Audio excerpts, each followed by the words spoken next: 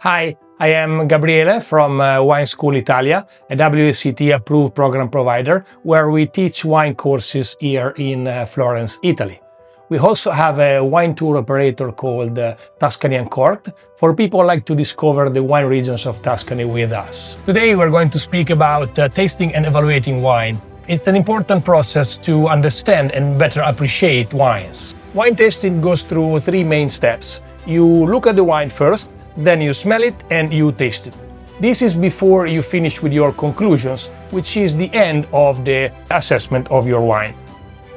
Starting from the appearance, so looking at the wine, most of them are clear, defined clear, which means there are no particles suspended in it. That otherwise would be described as hazy. Some wine producers like to sell their wines unfiltered, and that might be the case. Or maybe there is some defects in the wine.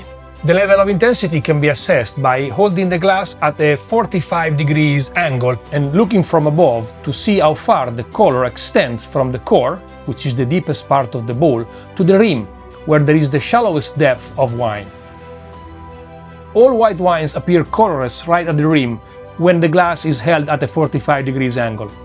A white wine that has a broad watery rim like this one should be described as pale.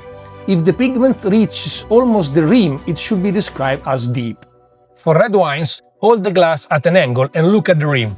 If the wine is slightly pigmented from the rim to the core, it can be described as pale.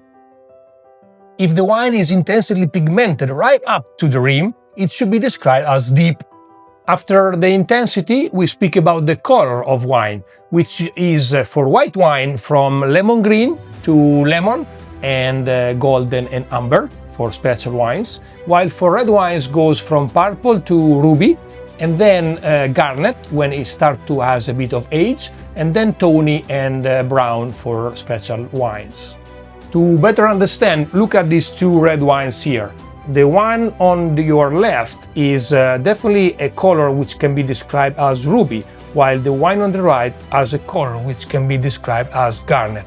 This is telling us that the wine on the right has probably going through some aging in the barrel, prolonged, or in the bottle, while the wine on the left is probably younger.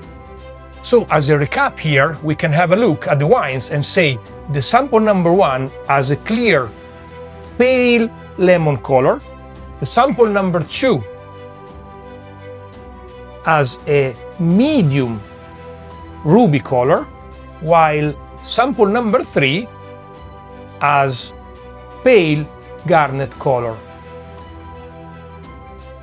And now we go through the nose, assessing the intensity and the aroma characteristics. To do that, you have to swirl the glass to help the oxygen to release the aromas, and you do a quick sniff to detect them. If the aromas are basically straight away detected when you put the nose in the glass, this can be described as pronounced intensity. Otherwise, even if after swirling and sniffing you struggle to find the aroma, the intensity is described as light.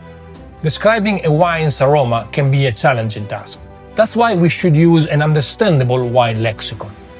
We separate aromas from primary to secondary and tertiary. Primary aromas are coming from the grape variety itself or the alcoholic fermentation. Those are described sometimes as fruit. For white wines can be citrus, stone fruit, or tropical, such as mango or banana, and or sometimes herbaceous, or sometimes spice. It depends from the grape variety and what happens during the alcoholic fermentation, of course. Then there are secondary aromas, which are created by post-fermentation winemaking techniques. The most common one is oak.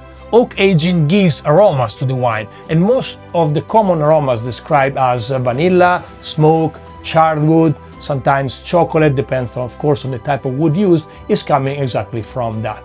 Then there is another winemaking techniques used after fermentation called malolactic conversion.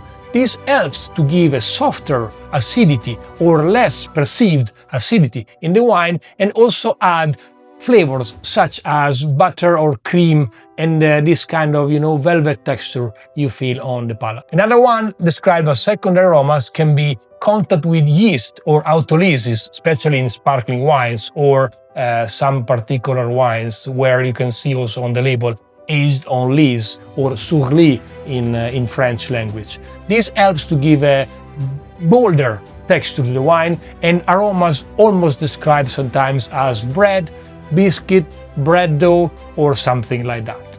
And last but not least, there are tertiary aromas which are coming with the aging process. So a wine like this probably has no tertiary aromas, but a wine like the sample number 3 we assessed before, which has a more garnet color, probably has some tertiary aromas in it.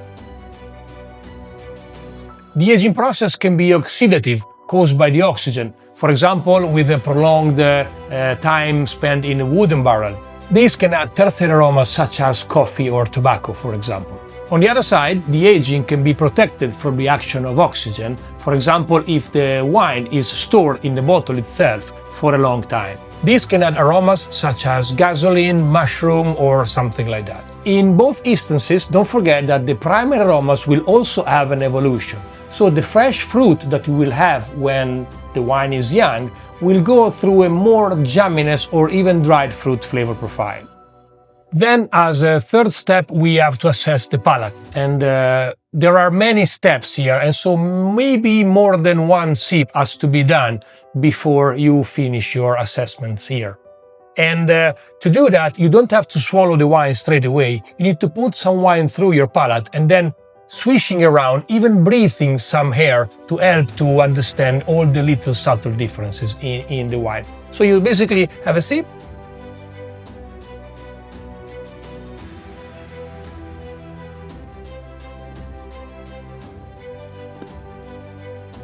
as you see. Now my tasting buds have reacted, and the first things I'm assessing here is the level of sweetness. So if you don't feel any residual sugar, the wine has to be described as dry. If there is something kind of I can feel it, then the wine is of course off dry. Then there are some sugar left, I can feel it, the wine is described as medium sweet. Otherwise, if you really like a sweet wine, a dessert wine, the wine is described as sweet. After sweetness, we speak about acidity. Acidity is very important in a wine because it gives freshness and drinkability. So it's important for a wine to have acidity. And how is described? Once you have swallowed the wine, you have a kind of reaction from the saliva, which means you start to producing it even more. So once you start to have like a salivation, more and more salivation, mouth-watering effect, it means the level of acidity is high. If this is not happening, the acidity can be described, or happening a little bit, as medium or low. Hopefully most of the wines are on the medium or high level, otherwise can be a kind of issue, or the wine can taste a bit dull. Then after acidity, we speak about tannin, only for red wines, because only red wines of course have tannin because are coming from the grape skins. And to do that,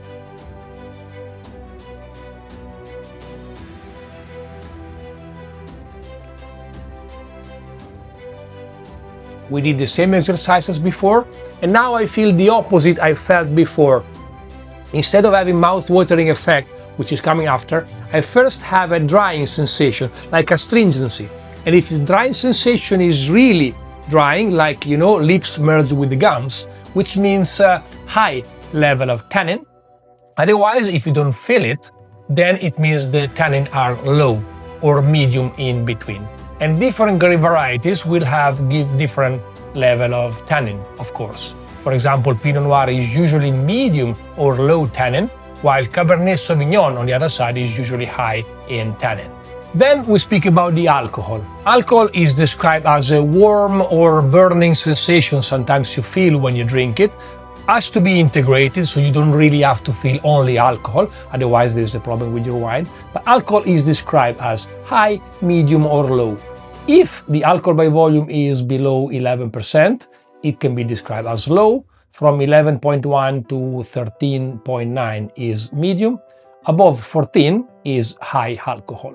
And this is a contribution to the body of the wine. We often speak about body of the wine. You hear people speaking about light-bodied, medium-bodied, full-body wines. But what is body? Body is an overall impression of how the wine feels in the mouth, using the sense of touch rather than taste. Body is not a single component. It is basically built by different structures.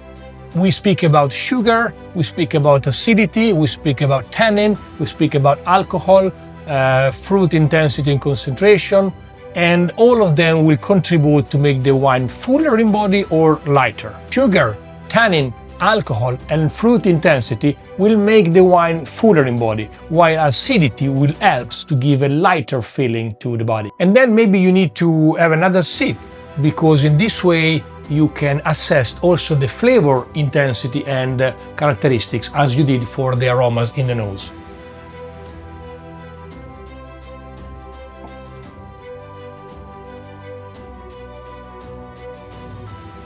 And as we did before, the intensity of the aromas and the flavor can be similar, sometimes a little bit less and more, but usually are on the same level. So for this red wine, the intensity of the flavors are medium, and the flavor characteristics are on the red fruit side. I can feel cherry and red plum, as well a touch of spice, like black pepper and clove. Also, some secondary aromas with oak aging, and I can feel a touch of smoke and cedar, as well vanilla. The last step on the palate is speaking about the finish. The finish is how long the aromas and the flavor in the palate last once you have swallowed the wine. We don't speak about residual sugar, we don't speak about the acidity feeling, but only about the flavors. So if the cherry or raspberry flavor is lasting long, we speak about a long finish. Otherwise, if after swallow the wine, all the aromas are gone straight away, we speak about a short finish. And now we are arrived to our conclusions. So we need to speak about the quality of the wine. And how can we say if this wine or those wines there are good, very good, outstanding, or actually poor or acceptable, not so good? Basically, you go through 4 main steps. The most important one is speaking about the balance. Is this wine balanced? So all the things we have spoke about are perfectly integrated into the wine. So if the wine is sweet, there is enough acidity balancing the level of sweetness. If the tannin are high, so a very astringent feeling, is there enough fruit complexity or concentration that will help the wine to have a long finish? So this will give you the wine on a good or very good level rather than acceptable or poor. On the other side, we speak about the length, as we said before. If the wine has a long finish, probably will be more on the good, very good, or outstanding side rather than poor, acceptable. After that, of course, balance and length, we speak about the intensity. If the wine has a light intensity, it's most likely not really memorable wine, so probably will be on the good or acceptable side. And last is complexity, which means if the wine has primary, secondary, tertiary aromas, or herbaceous, citrus, stone fruit, and tropical fruit, probably this wine has more quality or better quality than another one.